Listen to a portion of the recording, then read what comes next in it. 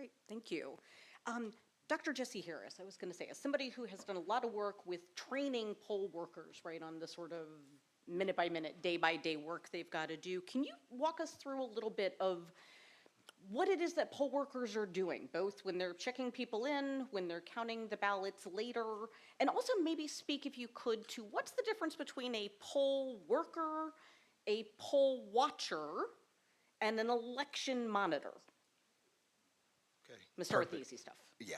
Um, in Georgia, poll workers 10 times out of 10 are great people. They're not they're not signing up to do this to throw an election. Let's just say that. Um, from the several counties that I've trained in private practice, I've learned that a lot of the election superintendents really love the fact that I throw in this personal piece of really drilling down their ownership of the small part that they play on election day and during advance voting, and how to really anticipate the needs of the voters as well as put themselves in the position of a voter. And so poll workers, poll worker is a person that basically is a upright standing citizen. There is Georgia code that stipulates what requirements a poll worker needs and what they must be in sound mind in order to even serve as a poll worker.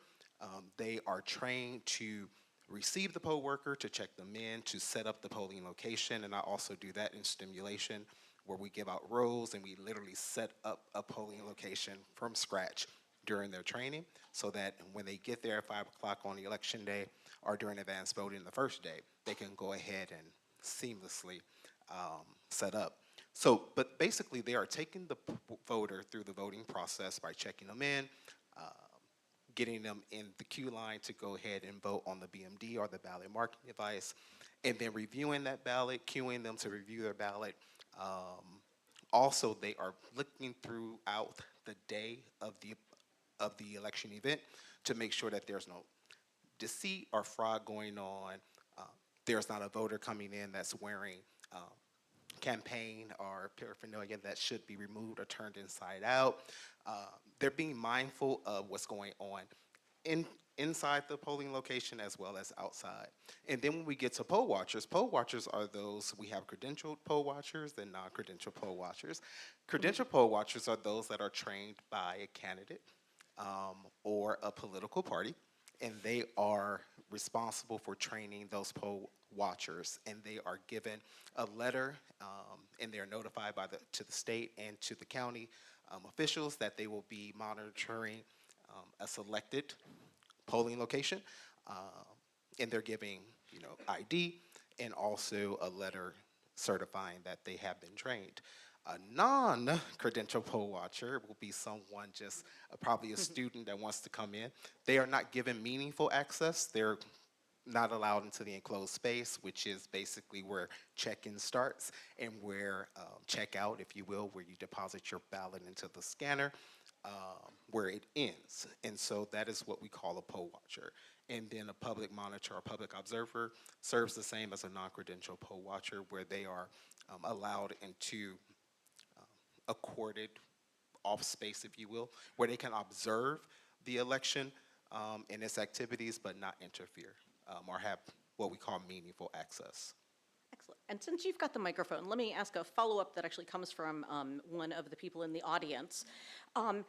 So what are the rules and regulations in place to ensure that somebody who is working at the polls doesn't try to subtly influence those who are voting about who to vote for, about what to do, and things like that? There's definitely strict election law as well as state board election rule that really frowns upon a poll worker or anyone for that matter persuading or interfering, if you will. That's the word that the law uses, interfering with the election. And so from the same point of a poll worker wearing a Harris pin or a Trump pin. They're not allowed to do that. So be it visual or be it nonverbal or be it verbal, they cannot do that. And there's strict laws that are in place that will, number one, immediately remove them from their post, and also they'll most likely get a SCB case against them. Okay, excellent.